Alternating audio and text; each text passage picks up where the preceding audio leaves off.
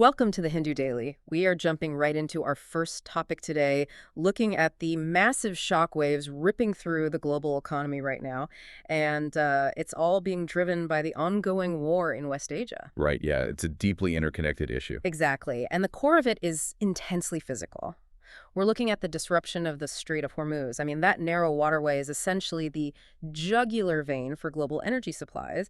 And right now, it's basically strangling the transport of oil, gas, and fertilizers. It really is, and the immediate price shocks from this have been just staggering. I mean, even with a temporary ceasefire recently agreed upon, you can't just flip a switch and normalize a supply chain of this magnitude overnight. It takes time. Right. The volatility is just wild. Exactly. I mean, look at the data. Brent crude fell from $109.03 down to about $95 per barrel. But for India, the impact is so much more severe. The Indian basket actually dropped from a peak of $157, and that was back on March 23, 2026, down to $120.28 by April 9. Wow. Okay, but wait, $120 is still incredibly high, right? Yeah. Oh, absolutely. It's a punishing premium. I think to really understand this, we need an analogy. Like, imagine the Indian economy is this high-performance engine, right? And suddenly it's forced to run on this incredibly expensive, incredibly scarce fuel. How exactly does a shock like that cascade through the whole system? Well, it's a great analogy because the stressors hit multiple points at once. So first, you have the supply and logistics bottlenecks. Okay. Energy-intensive sectors suffer first. And the really critical one is fertilizer. I mean, the Kharif agricultural season starts in June, so fertilizer shortages directly threaten the baseline agricultural output. Oh, wow. So food production takes an immediate hit. Exactly. Then second, you have the export crisis. West Asia accounts for about 16.4% of India's merchandise exports. Right. So that revenue takes a massive hit right at the exact time when consumer demand from the U.S. and Europe is also slowing down. So we're paying more for fuel but making less from exports? That sounds like a recipe for a currency crisis. And that is exactly the third stressor. We're seeing a rapidly depreciating rupee. This is fueled by a massive $13.6 billion foreign portfolio investment outflow just in March 2026 alone. Wait, 13.6 billion just pulled out? Yeah, foreign investors basically panicked. And you compound that with a significant drop in remittances from Indians working in the Gulf, and the exchange rate just buckles, which leads to the fourth stressor, inflation and the fiscal deficit. Because the government has to step in, right? Right. The central government is trying to shield consumers by lowering excise duties on fuel. But doing that costs a net loss of roughly 500 crore every single fortnight. That is, I mean, that's just an unfathomable amount of money. It is. If the crisis holds, they're looking at a 1.32 lakh crore annual tax revenue loss. The Reserve Bank of India actually put out some really stark math on this. What's the bottom line there? Well, their baseline is $70 a barrel. For every $7 increase over that baseline, GDP drops 15 basis points and inflation rises by 30 basis points. Okay, and we're currently sitting at what, $120? So that's $50 over the baseline. Exactly. So do the math on that $50 overage, and India is staring down a potential 1% drop in total GDP growth and a 2% spike in inflation.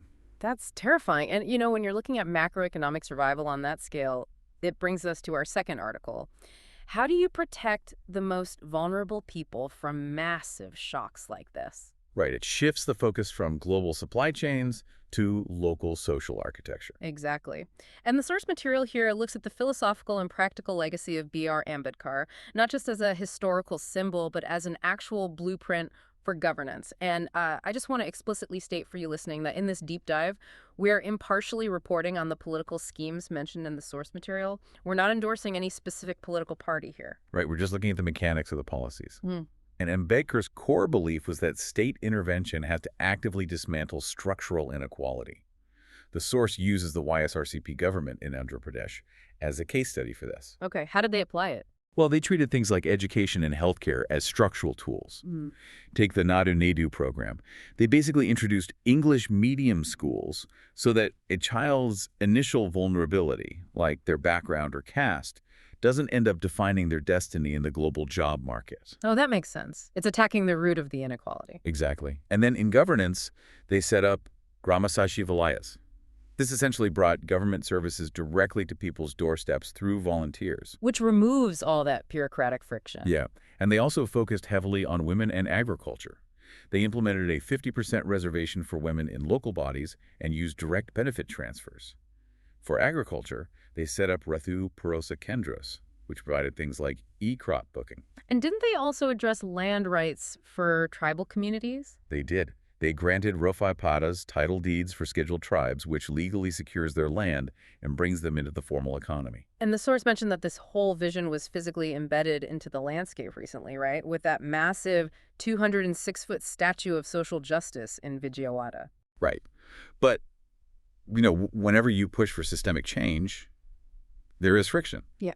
The article points out the violent resistance that actually happened when the government tried renaming a district after Ambedkar. Which really underscores Ambedkar's own warning about all of this. He said governance has to be anchored in constitutional morality and institutions. Exactly. Yeah. Not personalities, not political vendettas or arbitrary red books. The Constitution has to be the operating system. I love that framing, because while Ambedkar was trying to figure out the foundations of society, our next article, this is from the science section, is about physicists struggling to understand the foundations of reality itself. Oh, the flavor puzzle. This is such a wild topic. It really is. So basically, the standard model of particle physics perfectly describes how particles interact. But for some reason, nature creates these bizarre, identical copies of particles in sets of three, which physicists call generations or flavors. Right. But I want to push back on this because it feels so abstract. Why does this actually matter? Like, say I order a standard cup of coffee, right?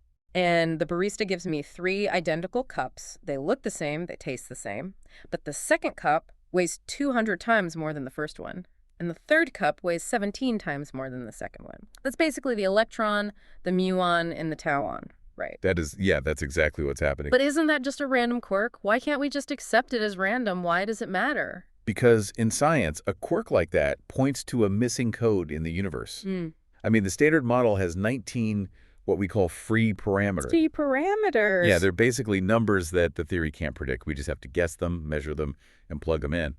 And the crazy thing is, 14 of those 19 free parameters exist purely because of this flavor puzzle. Wait, really? So almost all of our blind spots in physics are tied to this one mystery? Yes. And it's tied to other huge mysteries, too. Like, neutrinos actually have mass when the math says they shouldn't. And particles morph into each other at these incredibly weird rates. Wow. It even ties into the strong CP problem. Which is what exactly? It's the question of why the universe is made of matter and not antimatter. They should have canceled each other out at the Big Bang, leaving nothing. But they didn't. Okay, so how do we actually solve this? How do we find that missing code? Well, it requires zooming in to a scale of 10 to the power of negative 21 meters. That's unfathomably small. It is. And to do it, we're going to need vastly more powerful particle accelerators than anything we have today. It's just wild. The sheer distance between those particle masses is such a huge problem for physicists. But it actually leads perfectly into our fourth article, which is from the text and context section.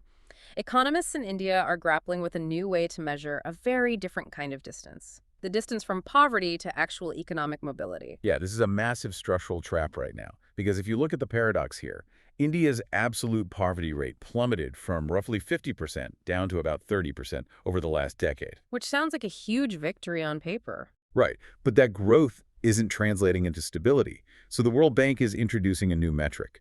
Instead of just a pass-fail poverty line, they're treating well-being as a spectrum based on a person's, quote, distance from a reasonable standard of living. And when you look at it through that lens, the statistics are just alarming. Take the eShram portal, which is the database for informal workers.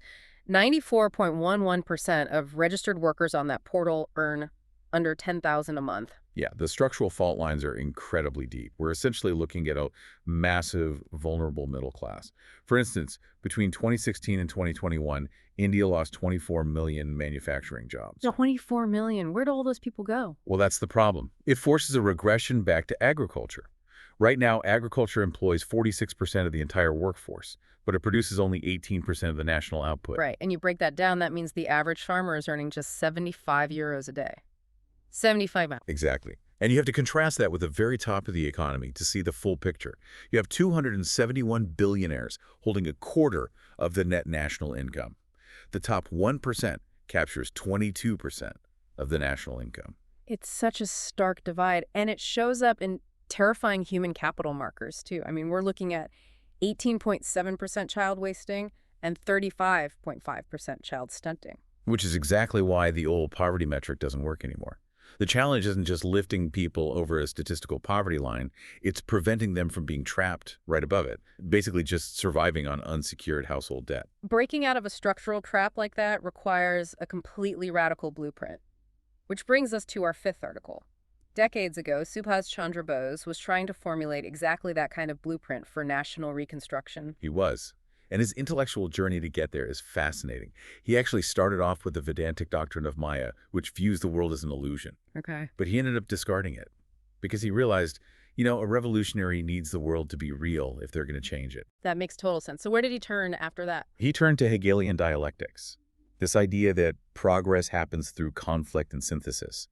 He concluded that the essential nature of reality is actually love, and that participating in this societal conflict is a moral duty. And that philosophy led to his doctrine of Samyavada, right? Harmonious equality. But he didn't want to just copy European ideologies. He wasn't importing fascism or communism. He wanted to synthesize their good points to offer something uniquely Indian. Exactly. And I do need to pause here and just remind you, listening, we are historically examining Bose's political theories from the 1930s and 40s exactly as they are laid out in the source. We are not endorsing them, especially his views on authoritarianism, which we're about to discuss. Right. Context is everything here. If you look at his 1941 Kabul thesis, his radical blueprint, he completely broke from Gandhian agrarianism. He demanded scientific large-scale production and social ownership. Because he felt India was too far behind, right? Right. Yes. But he also had this very controversial belief in the Adarsha saying. He believed that for this massive reconstruction period, India needed a strong central government with authoritarian powers. Basically, he thought democracy was too slow to build the necessary infrastructure. Exactly. Now, the source makes a crucial caveat here. Modern, rights-based societies must rightfully resist authoritarian shortcuts, obviously. But Bose's ideas really have to be viewed in the context of an era when authoritarianism was sweeping the globe, and he was desperate for a rapid transformation. Right. He really believed India could offer a new systemic synthesis to the whole world. Fast forward to today, though, and our final article from the foreign section shows that a new global blueprint is currently being built, the new global energy order. Yeah? But it's overwhelmingly Chinese. And interestingly, it's being fueled by the exact geopolitical crisis we talked about at the start of this deep dive. It really all connects. The West Asia conflict and the shutdown of the Strait of Hormuz, it's directly accelerating the shift to clean energy. I mean, with gas prices spiking in the U.S. and Europe, the sheer fragility of fossil fuels is on full display for everyone. And the way the superpowers are reacting is so different. It's a total bifurcation.